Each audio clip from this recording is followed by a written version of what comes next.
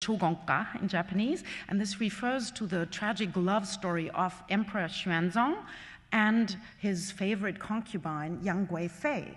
And in fact, you can see by the composition, they move, I mean, the story begins here in a pool where where he sees her for the first time, and then they proceed. This is her. They proceed here, and they finally end up in a rather explicit depiction of their relationship. And there's another one, and then it continues up here.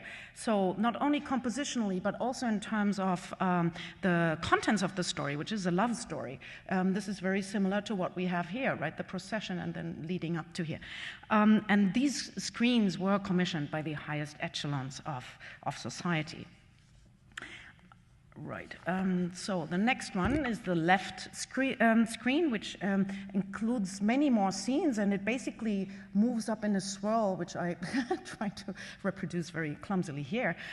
So it starts with a battle scene, the Dragon Princess is detected, then this entire half basically is used to show how the treasures are delivered to Taishokan, who sits right on top of the pictorial space, which highlights his prominence. And then the rural scenes of Taishokan in disguise are really diminished to naught almost. This is him with his diver and the son, and this is another scene where they discuss what they're going to do, or Taishokan tells her what to do.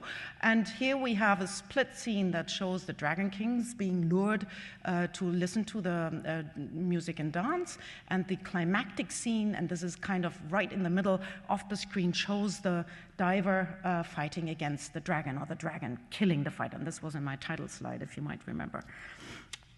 Right. So this is a very, very exciting screen, and one of the very best that are around, and we're happy that these are in Chicago now. They used to be in New York for some time. Anyhow, another type of screens is this one, which are interesting in a different way, because you can see that these are not continuous compositions, but instead you have one composition per panel. Resulting in 12 if you have a pair, right? These screens are actually much more popular. I found at least 15, if not more. There must be many more around. And the reason is the production of these are much more easy. You can just produce hanging scrolls, roll them up, and send them to the regions. And that's what's actually happened. I found them in Sendai, you know, up in north where the big earthquake happened, in Kyushu, in all over the place, and very often in port cities. And I believe that the story of the Taishokan, because it deals with crossing the sea and then retrieving jewels, was a symbol of auspicious trade, especially for people who deal with ships or use the ship as a means to transport objects. Wares, right?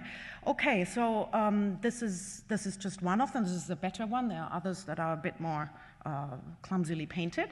And then the story itself was actually standardized in the very early 17th century. The earliest printed version is from 1606. And then in the 16 teens, there was another printed version. They were both done in movable types.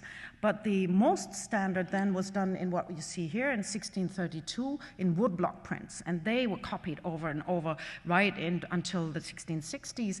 And you actually see a number of painted, especially manuscripts, that draw their compositional ideas exactly from this printed version. So what you also see upstairs is this one version of 3 books that resides in the New York Public Library, a Spencer collection. And particular of these manuscripts is that you can see they used cheaper pigments, the paper is not quite as nice, and the motifs are reduced to the bare necessities. This scene of the envoy from China with the osprey head still there is actually on view upstairs.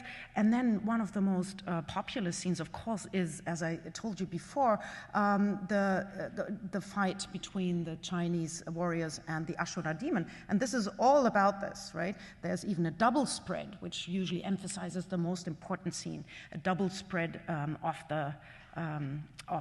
that fight. So we have 1, 2, 3, 4 scenes depicting that.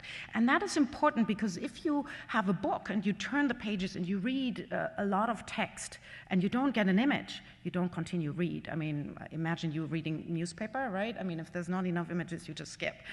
Well, I do it anyway. So there is a certain rhythm required, which is also why there are so many more illustrations in the manuscripts than there are on the screen, for instance, because you see them all at once. And this is 2 more, and you see here just the dragon, the diver, and then, of course, Kamatari, who tries to rescue her in vain, and then a few attendants, and that's it, right? Okay, another version. And now let's return to the beginning of how the scroll actually ends. Which is very curious. This is a penultimate scene, and then afterwards you get the text where it says, you know, and the jewel was inserted into the Kofuji in the statue and so forth. But what do we get now? And this is not upstairs. What do you think this is?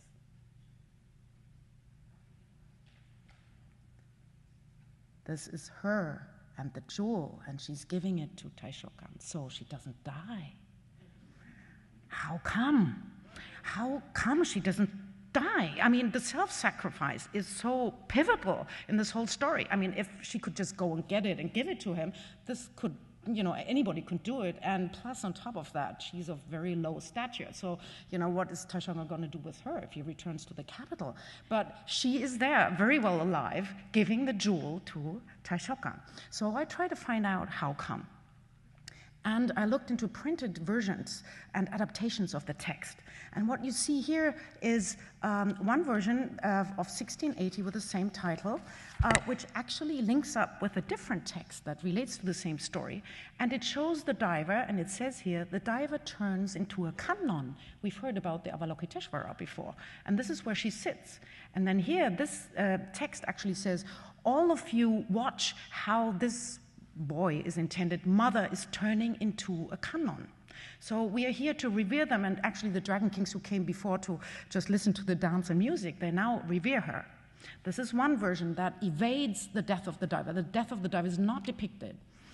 And then the next one is even more explicit. You see the diver 4 times talking about Ijidozo on the same screen. You see her here as she bids farewell to Taishokan.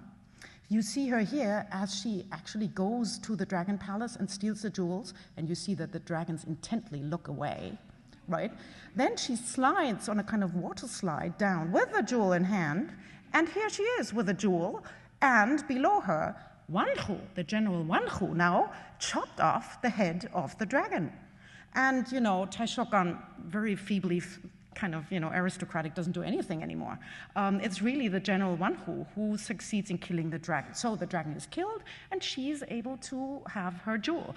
This whole notion is even a little bit more led to an ad absurdum interpretation in a much later interpretation, which we see here in 1787. This is a different text category of satirical contents, but it basically says, she says, literally, let me see where I have the jewel is so big that it won't make sense to cut open my belly. Don't you agree, husband?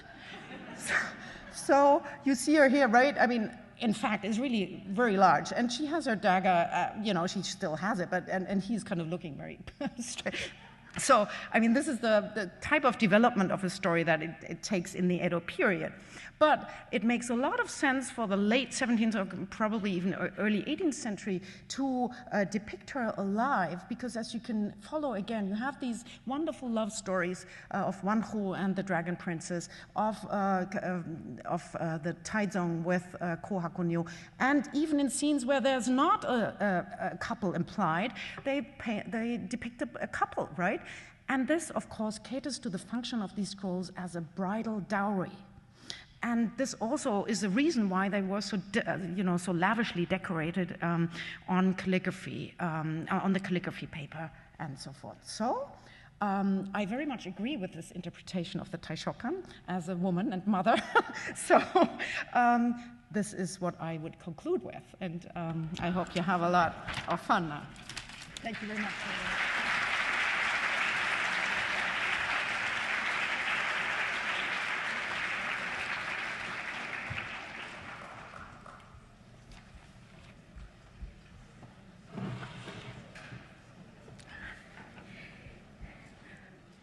I thank all of the speakers for wonderful presentations.